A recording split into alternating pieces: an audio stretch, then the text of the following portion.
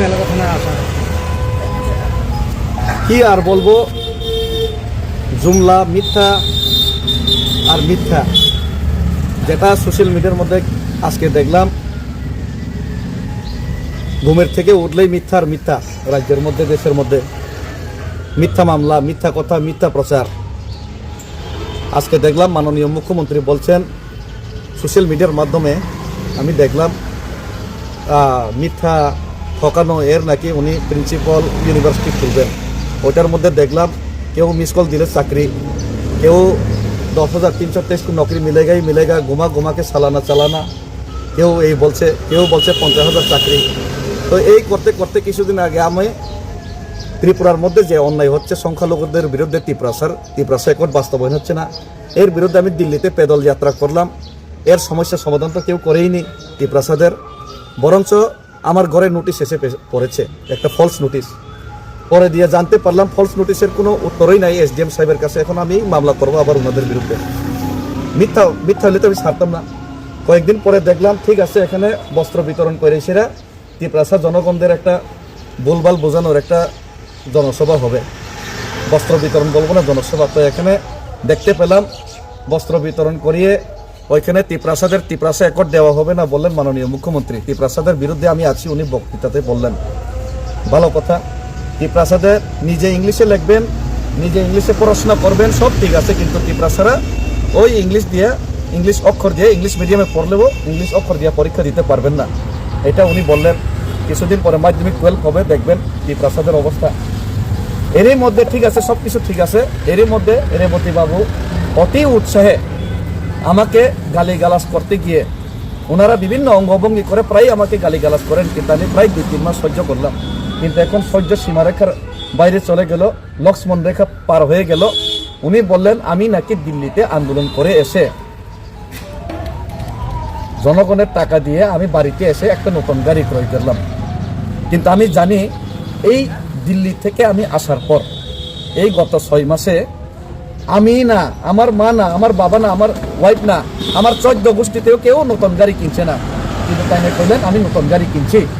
তো এটা কোনান থেকে সোর্স পাইলেন, কোনান থেকে উনি এই বক্তব্যটা দিলেন? এটা তো একজন মাননীয় এমপি, প্রাক্তন এমপি হইয়া, এত বড় নেতা হয়ে উনি এটা প্রমাণ করুক। প্রমাণ না করলে আর সারাসারি নাই, আমি তো ওনার বাড়িতে যাবো কিছুদিন পরে। আবার উনি আরো কইলেন আমি নাকি রাবার বাগান কিনছি। রাবার বাগানও আমার 14 গোষ্ঠীতেও কিনছে না এই 6 মাসে। তো এটা উনি প্রমাণ করুক কোনানে কিনছি। তারপরে উনি কইলেন খুব হাস্যকর ব্যাপার, আমি ভারতবর্ষের বাইরে কোনোদিন বিদেশ ভ্রমণ করছিও না, একদিন খালি ভুটান গেছিলাম, এটা তো পাসপোর্ট লাগে না, এটা ওই 4-5 বছর আগে। উনি কইলেন আমি নাকি বিদেশে ভ্রমণ করছি, আমার তো পাসপোর্টও নেই, আমি কেমন বিদেশে ভ্রমণ করব? তো এইসব মিথ্যা উনি যে প্রচার করছেন, এটা ভিডিওর মাধ্যমে, সোশ্যাল মিডিয়ার মাধ্যমে যে প্রচার হইলে এটা তো আমার মানহানি হইল, এটা তো আমি সহ্য করতে পারলাম না। এই লেগে আমি ওনার বিপক্ষে এই মানহানি মামলা করতে আজকে বাধ্য হলাম।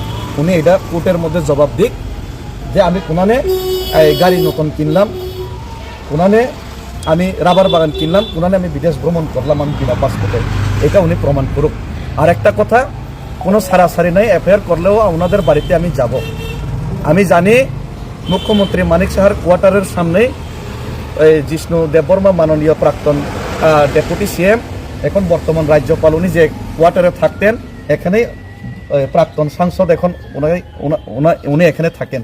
আমি 1 সপ্তাহ বা 10 দিন সময় চাইলাম, ওনাদেরকেও সময় দিলাম, ওনারা ক্লিয়ার করুক, নতুবা আমি ওনাদের বাড়িতে যাইতে বাধ্য হবো, যে জিগাইতে মিডিয়া লয়ে আমি যাবো। এবং শুধু এটা না, ওনাদেরকে আমি একটা অফার দিলাম, কেউ দিচ্ছি না, অফার দিলাম, আমি বিজেপিতে জয়েনিং করালাম। উনি যদি প্রমাণ করতে পারেন আমি নতুন গাড়ি কিনছি, দিল্লির থেকে আয়া রাবার বাগান কিনছি, আমি বিদেশে ভ্রমণ করছি, তাহলে আমি বিজেপিতে জয়েনিং করুম, সবাই লই আমি কম, সবাই বিজেপিতে চলো। আরো একটা জিনিস, মুখ্যমন্ত্রী মানিক সাহা মহোদয় ওই এখানে ভাষণ দিলেন, গতকালকেও ভাষণ দিলেন, প্রায় ভাষণ দিলেন।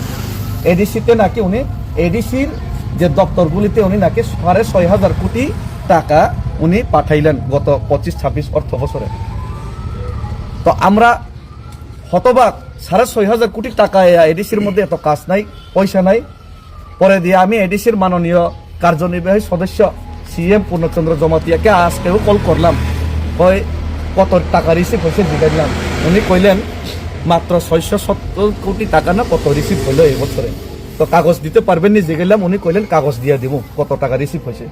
তো উনি তো রেডি আছে 650 কোটি টাকা যেটা এডিসিতে রিসিভ হয়েছে ওই কাগজ কালকে দিয়ে দিব, ওই কাগজটা আমি নিমু। তো মানিক সাহেব মাননীয় মুখ্যমন্ত্রী মহোদয় 6,500 কোটি টাকা যদি এডিসিকে দিয়া থাকে উনিও কাগজ দিক। কয়েকদিন আগে বিধানসভাতে মাননীয় বিধায়ক রঞ্জিত দেববর্মা প্রশ্ন তোলার চেষ্টা করলেন, কিন্তু উত্তর দিতে পারলেন না, প্রশ্নও অ্যাকসেপ্ট করা হলো না। গভর্নর হাউসে গেলেন, 6,500 কোটি টাকার হদিস নাই। মিস কলের যেমন হদিস নাই, গোমূত্র পান করার পরে যেমন আর কিছু হদিস নাই, ঠিক সেইভাবে মিস কল দেওয়ার পর এই সালানা घुमा के चालाना बीजेपी में वोट नहीं देना ऐसा बोलने के बाद ওই 6,500 কোটি টাকার এখন হদিস নাই। তা আমি তো চাই বিজেপিতে আমরা করতাম, আমি বিজেপিতে যোগদান করুম মুখ্যমন্ত্রীজি, আমি উৎসাহিত আছি। 6,500 কোটি টাকা যদি আপনারা দিয়া থাকেন, আমি যদি গাড়ি কিনিয়া থাকি, আমি আপনারা যদি আসতে লজ্জাবোধ পান আমার বাড়িতে, আমার ইশারায় যদি আসতে লজ্জাবোধ পান, আমি যাবো আপনার বাড়িতে কোয়ার্টারের সামনে। আপনারা যদি অ্যাপয়েন্টমেন্ট না দেন, আপনার বাড়ির সামনে কোয়ার্টারের সামনে দরকার লইলে আমি চা খাই একদিন দাঁড়াবো, আপনারা এসে আমার কাগজটা দেখান, আমরা বিজেপিতে জয়েনিং করে নেবো। আমরা সবাই বিজেপিতে জয়েনিং করতে ইচ্ছুক, কিন্তু 6,500 কোটি টাকার ওই কাগজটা দেখান, আমি কোনানে গাড়ি কিনলাম এটা দেখান, তাইলে আমরা বিজেপি জয়েনিং করে নেবো, অফার দিলাম ওনারা। এটাই আমরা সবাই রেডি আছি, সবাই রেডি আছে, আমরা বিজেপি সবাই রেডি, দাদা